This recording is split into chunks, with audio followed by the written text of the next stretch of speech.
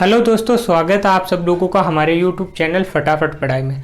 दोस्तों, आज इस वीडियो में हम लोग डाइजेस्टिव सिस्टम के प्रीवियस ईयर क्वेश्चन करने वाले हैं और ये अपना दूसरा वीडियो है प्रीवियस ईयर क्वेश्चन पर। पहले वीडियो में हम लोगों ने रेस्पिरेटरी सिस्टम के प्रीवियस ईयर क्वेश्चन किए थे। देखो, इसका पहला क्वेश्चन है नीट 2019 में आया हुआ। कोशिकाओं को पहचानना है जिनके स्त्राव जठर आंत्र पथ के अस्त्र को कई प्रकार के एंजाइमों से सुरक्षित करते हैं। देखो, अगर मैं बात करूं अपने स्टोमक की, आमाशय की, तो उसमें ऑक्जेंटिक कोशिका पाई जाती है जो कि HCl का स्त्रावण करती है। और HCl जो है वो स्ट्रॉन्ग एसिड है, प्रबल अम्ल है, जो कि हमारे आहार नाल के स्तर को हानि पहुंचा सकता है।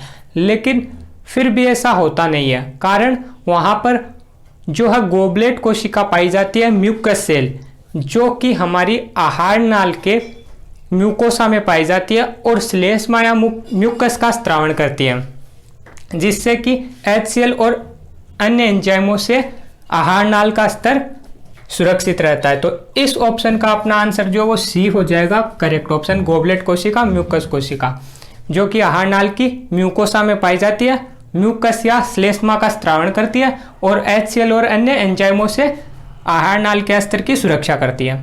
अगला क्वेश्चन अपना क्वेश्चन नंबर 2। लिवर कुहन परगुहिका की कौन सी कोशिकाएं एंटीबैक्टीरियल लाइसोजाइम स्त्रावित करती है? तो क्रिप्टस ऑफ लिवर कुहन की जो पानेत सेल है, पानेत कोशिका, वो एंटीबैक्टीरियल लाइसोजाइम का स्त्रावण करती है। इसके अलावा 3 सेल और भी दे रखे हैं, उन पर भी हम लोग बात कर लेते हैं। कुफुर कोशिका, कुफुर कोशिका यकृत में पाई जाती है और फेगोसाइटिक नेचर की होती है। फेगोसाइटोसिस भक्षकाण्विक प्रकृति की होती है और बूढ़ी और मृत RBC और WBC का भक्षण करती है। इसके अलावा बैक्टीरिया वगैरह के भी भक्षण करती है। ब्रूनर ग्रंथि, ब्रूनर ग्रंथि जो है वो ड्यूडेनम की सब म्यूकोसा में पाई जाती है। इंपॉर्टेंट है, ब्रूनर ग्रंथि ड्यूडेनम की सब म्यूकोसा में पाई जाती है। जाइमोजन कोशिका, जाइमोजन कोशिका को हम लोग पेप्टिक सेल या चीफ कोशिका या फिर मुख्य कोशिका भी कहते हैं।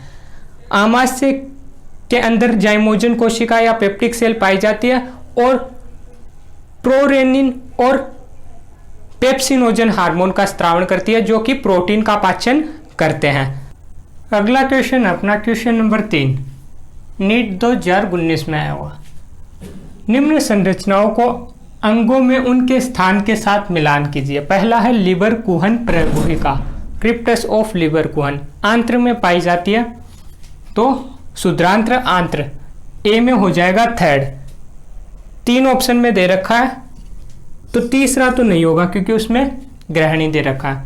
दूसरा है ग्लिनसस कैप्सूल, ग्लिनसस कैप्सूल जो है वो लीवर में पाया जाता है, यकृत में। दूसरे में है 4, 2 ऑप्शन में है, एक दूसरा या चौथा, तो फर्स्ट भी नहीं होगा। तीसरा है लेंगरहैंस द्वीप, आइलेट्स ऑफ लेंगरहैंस जो है वो अग्नाशय में पाया जाता है, पेनक्रियाज में पाया जाता है और इस आइलेट्स ऑफ लेंगरहैंस में अल्फा और बीटा कोशिका पाए जाते हैं, जिनसे हार्मोन सीक्रेट होते हैं। अल्फा कोशिका से ग्लूकागोन और बीटा कोशिका से इंसुलिन हार्मोन। तो सी जो है उसमें फर्स्ट होगा और ऐसा है अपना सेकंड, तो सेकंड ऑप्शन अपना करेक्ट हो जाएगा। ब्रूनर ग्रंथि, ब्रूनर ग्रंथि की पहले भी बात की थी हम लोगों ने, ड्यूडेनम की सब म्यूकोसा में पाई जाती है। अगला क्वेश्चन है क्वेश्चन नंबर 4 और क्वेश्चन नंबर 4 शुरू करने से पहले अगर आप लोगों ने अभी तक हमारे YouTube चैनल को सब्सक्राइब नहीं किया तो कर लीजिए और इस क्वेश्चन का आंसर सबसे पहले आप खुद ट्राई कीजिए, उसके बाद हम लोग इसे करते हैं। क्वेश्चन नंबर 4 जो वो नीट 2018 में आया हुआ है, चलिए देखते हैं इसको। निम्न में से कौन सी जठर कोशिका अप्रत्यक्ष रूप से रक्ताणु उत्पत्ति, रक्त निर्माण में मदद करती है इनडायरेक्ट रूप से? तो जठर कोशिका जो है ऑक्जेंटिक सेल, जिसे हम लोग भित्तीय कोशिका या फिर पेराइटल सेल भी कहते हैं, वो इनडायरेक्ट रूप से रक्त उत्पत्ति में मदद करती है। कैसे? भित्तीय कोशिका जो है वो HCl और इंट्रिंसिक केजल फैक्टर का स्त्रावण करती है। HCl जो है वो फेरिक आयन को फेरस में कन्वर्ट करता है और नेज कारक जो है ये विटामिन B12 के एब्जॉर्प्शन में सहायता करते हैं और जो ferric ion iron, protein, vitamin B12 और फोलिक एसिड जो है वो आरबीसी और हीमोग्लोबिन निर्माण में सहायता करते हैं। तो अप्रत्यक्ष इनडायरेक्ट रूप से भित्तीय या ऑक्जेंटिक कोशिका जो है वो ब्लड फॉर्मेशन में मदद करती है। इसके अलावा गोबलेट कोशिका की बात करें तो म्यूकस का स्त्रावण करती है जो कि आमाशय को HCl से बचाती है। इसके बाद है मुख्य कोशिका, इन्हें हम लोग चीफ सेल, मुख्य कोशिका, पेप्टिक कोशिका या जाइमोजन कोशिका भी कहते हैं, जो कि दो हार्मोनों का स्त्रावण करते हैं। एक है पेप्सिनोजन और प्रोरेनिन, दोनों ही निष्क्रिय एंजाइम है, प्रोटीन का पाचन करते हैं। इन एंजाइमों को सक्रिय, पेप्सिनोजन को पेप्सिन और प्रोरेनिन को रेनिन, एक्टिव में बदलने का कार्य जो है वो HCl ही करता है। अगला है क्वेश्चन नंबर 5, निम्न में से कौन सा विकल्प अग्नाशय रसों पेनक्रियाटिक जूस के संयोजनों को सर्वोचित रूप से दर्शाता है? तो पेनक्रियाटिक जूस में इनमें से कौन से एंजाइम पाए जाते हैं यही पूछ रहा है और कुछ नहीं है। पेनक्रियाटिक जूस में trypsinogen, chymotrypsinogen, procarboxy peptidase, pancreatic amylase, pancreatic lipase, ये एंजाइम पाए जाते हैं। और अग्नाशय से ये एंजाइम कहाँ पर आते हैं? ड्यूडिनम में। किसके द्वारा? हिपेटोपेनक्रियाटिक डक्ट के द्वारा। और हिपेटोपेनक्रियाटिक डक्ट का जो नियंत्रण है वो कौन सी अवरोधनी करती है? ओडी की अवरोधनी, स्पिंटर ऑफ ओडाई की।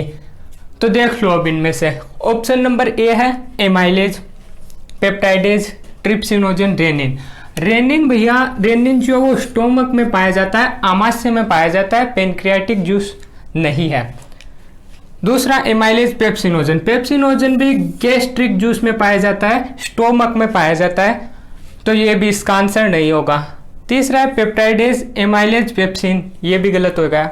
चौथा है lipase, amylase, trypsinogen, procarboxy peptidase, ये चारों पेनक्रियाटिक जूस अग्नाशय रस में पाए जाते हैं, जिनमें से लाइपेज वसा का पाचन करने में सहायता करता है, एमाइलेज स्टार्च का या कार्बोहाइड्रेट का पाचन करता है, ट्रिप्सिनोजन और प्रोकार्बोक्सी पेप्टाइडेज और काइमोट्रिप्सिनोजन, ये तीनों जो है प्रोटीन पाचक एंजाइम है। अगला क्वेश्चन है क्वेश्चन नंबर 6, कौन से हार्मोन अग्नाशय रस और बाइकार्बोनेट के उत्पादन को उद्दीपित करते हैं? तो सबसे पहले इस क्वेश्चन को आप करिए और आप इसका आंसर जो है वो कमेंट कर कर बताइए, उसके बाद इसे हम लोग करते हैं। चलिए जल्दी जल्दी जवाब दीजिए। कौन से हार्मोन पेनक्रियाटिक जूस और बाइकार्बोनेट के उत्पादन को उद्दीपित करते हैं? नीट सेकंड 2016 का क्वेश्चन है। 2016 में आप सब लोगों को पता होगा 2 पेपर हुए थे। तो इसका जो आंसर है पेनक्रियाटिक जूस या अग्नाशय रस जो है वो कोलिसिस्टोकाइनिन द्वारा स्रावित किया जाता है और बाइकार्बोनेट जो है वो सिक्रेटिन द्वारा। कोलिसिस्टोकाइनिन की बात करें हम लोग तो यह छोटी आंत्र की पूरी उपकला द्वारा स्रावित किया जाता है और सिक्रेटिन जो है वो ड्यूडिनम की उपकला द्वारा स्रावित किया जाता है।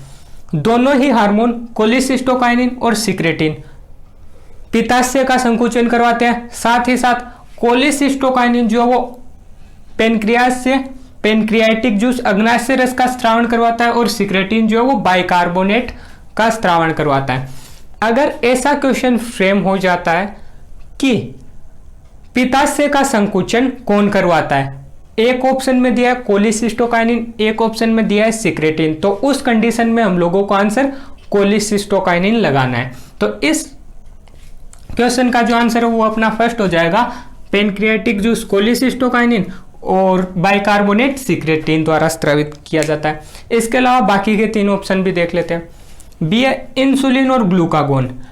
इंसुलिन और ग्लूकागोन जो है वो हार्मोन है, अग्नाशय में आइलेट्स ऑफ लैंगरहैंस की एल्फा कोशिका द्वारा ग्लूकागोन हार्मोन स्रावित किया जाता है और बीटा कोशिका द्वारा इंसुलिन। ग्लूकागोन ब्लड में शुगर लेवल को बढ़ाने का कार्य करता है, इंसुलिन शुगर को कम करने का कार्य करता है ब्लड में। अगला है एपिनेफ्रिन और नोर एपिनेफ्रिन। एड्रिनेलिन या नोर एड्रिनेलिन भी इन्हें हम लोग कहते हैं, एड्रिनल मेडुला द्वारा स्रावित किया जाता है। गैस्ट्रिन और इंसुलिन, इंसुलिन तो हो चुका है, गैस्ट्रिन की बात करें तो गैस्ट्रिन जो है वो स्टोमक के पाइलोरिक पार्ट द्वारा स्रावित किया जाता है और गेस्ट्रिन हार्मोन जो है वो क्या करता है, जठर रस के स्रावण को प्रेरित करता है। अगला क्वेश्चन है क्वेश्चन नंबर 7। निम्न में से कौन सी संरचना यकृत अग्नाशय वाहिनी के ग्रहणी में खुलने वाले रंध्र की देखभाल करती है? हिपेटोपेनक्रियाटिक डक्ट के ड्यूडेनम में खुलने का नियंत्रण, ओडाई की अवरोधनी, स्फिंक्टर ऑफ ओडाई। तो अपना दूसरा ऑप्शन करेक्ट हो जाएगा।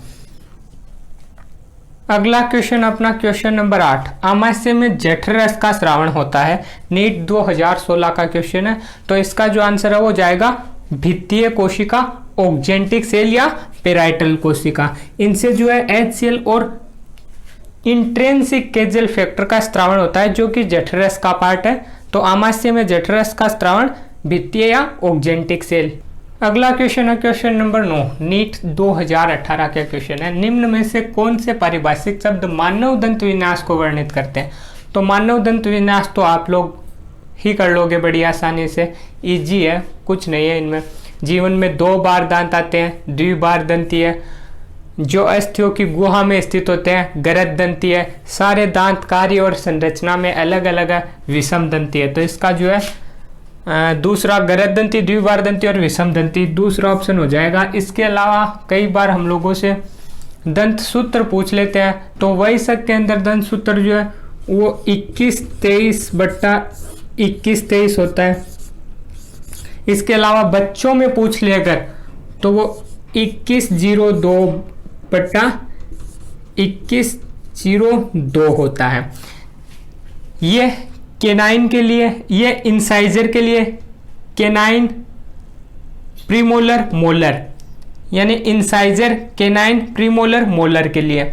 और बच्चों में देखो केनाइन 2 है, इंसाइजर 1 और प्रीमोलर के लिए 0 है, यानी बच्चों में प्रीमोलर दांत नहीं पाए जाते हैं। और 2015 में क्वेश्चन भी आया हुआ है कि मानव में 2 बार दांत आते हैं, पहली बार अस्थायी या फिर दूध के दांत और दूसरी बार स्थायी। अस्थायी दांत में कौन से दांत नहीं पाए जाते हैं मानव में? तो प्रीमोलर जो है वो नहीं पाए जाते हैं, प्रीमोलर नहीं पाए जाते हैं अस्थायी दांतों में। ये क्वेश्चन 2015 में आया हुआ है। इसके अलावा थोड़ी सी बातें और कर लेते हैं हम लोग यहाँ से।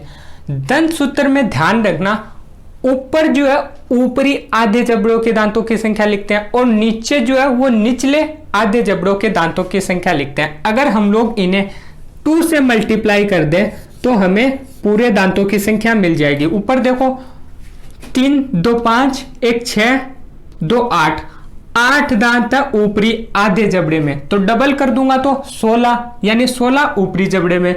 इसी तरह 8 2 को से मल्टीप्लाई करूंगा तो 16 निचले जबड़े में। टोटल दांत कितने हो गए? 32। और वयस्क मानव में कितने दांत होते हैं? टोटल 32।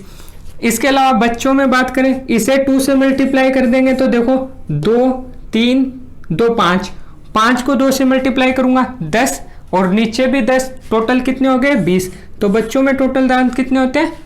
20। तो यहां से दांतों का अपना लगभग पूरा कंप्लीट हो चुका है, लगभग क्या पूरा ही कंप्लीट हो चुका है। तो यहां से आप लोग अगर दांत का कोई क्वेश्चन आएगा तो बड़े आसानी से कर सकते हो। चलो अब अगले क्वेश्चन पर चलते हैं। Question number 10। एक 2 वर्ष के शिशु को क्रीड़ा पाठशाला में प्रवेश दिलाया गया। वहां दंत परीक्षण पर दंत चिकित्सक ने पाया कि शिशु के 20 दांत थे। शिशु के कौन से दांत अनुपस्थित थे? और 2015 और 17 दोनों में आया हुआ है। और इससे पिछले क्वेश्चन में इसकी हम लोगों ने बात भी की थी। कौन से दांत है? प्रीमोलर अग्र च्वर्णक दांत अनुपस्थित होते हैं। और शिशु का जो दंत सूत्र उसकी भी बात की थी अभी भी हम लोगों ने 2102/2102। अब है क्वेश्चन नंबर 11। वह एंजाइम जो सकस एंटेरिकस आंतरिक रस में मौजूद नहीं होता है। 2015 का क्वेश्चन है। पहला है न्यूक्लियस, और पहला ही सही भी हो जाएगा क्योंकि न्यूक्लियस जो है वो सकस एंटेरिकस में नहीं पाया जाता है, आंतरिक रस में नहीं पाया जाता है। न्यूक्लियस जो वो पेनक्रियाटिक जूस में पाया जाता है। Trypsinogen, chymotrypsinogen, carboxypeptidase, pancreatic amylase, nucleus, pancreatic lipase, ये जितने भी एंजाइम है ये सब पेनक्रियाटिक जूस से रिलेटेड है। न्यूक्लियस भी पेनक्रियाटिक जूस अग्नाशय रस में पाया जाता है। अगला क्वेश्चन अपना क्वेश्चन नंबर 12। फ्रक्टोज का अवशोषण आंत्र की श्लेष्मा कोशिका म्यूकस सेल से होकर रक्त में किस क्रियाविधि द्वारा होता है? तो सिंपल सा क्वेश्चन है। फ्रक्टोज एब्जॉर्प्शन, फैसिलिटेटेड डिफ्यूजन, सुसाध्य विसरण द्वारा। तो बी ऑप्शन अपना करेक्ट हो जाएगा। इसके अलावा जो है याद रखना कि ग्लूकोज और एमिनो एसिड का अधिकांशतः सोडियम आयन के द्वारा सक्रिय परिवहन, एक्टिव ट्रांसपोर्ट द्वारा परिवहन होता है। फ्रक्टोज फैसिलिटेटेड या सुसाध्य और ग्लूकोज और एमिनो एसिड सोडियम आयन द्वारा सक्रिय परिवहन।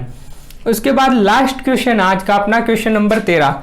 अग्नाशय रस पेनक्रियाटिक जूस का एक घटक जो कि मानव ग्रहणी में डाला जाता है वह है। तो एंटेरोकाइनेज तो पेनक्रियाटिक जूस का घटक नहीं है। एंटेरोकाइनेज जो है वो ड्यूडेनम की उपकला द्वारा स्त्रावित होता है और यह एंटेरोकाइनेज याद रखना ट्रिप्सिनोजन एंजाइम को सक्रिय ट्रिप्सिन में बदलता है। तो क्वेश्चन पूछा जा सकता है ट्रिप्सिनोजन को सक्रिय ट्रिप्सिन में बदलने वाला हार्मोन एंजाइम एंटेरोकाइनेज कहां से स्त्रावित होता है? ड्यूडेनम की उपकला द्वारा।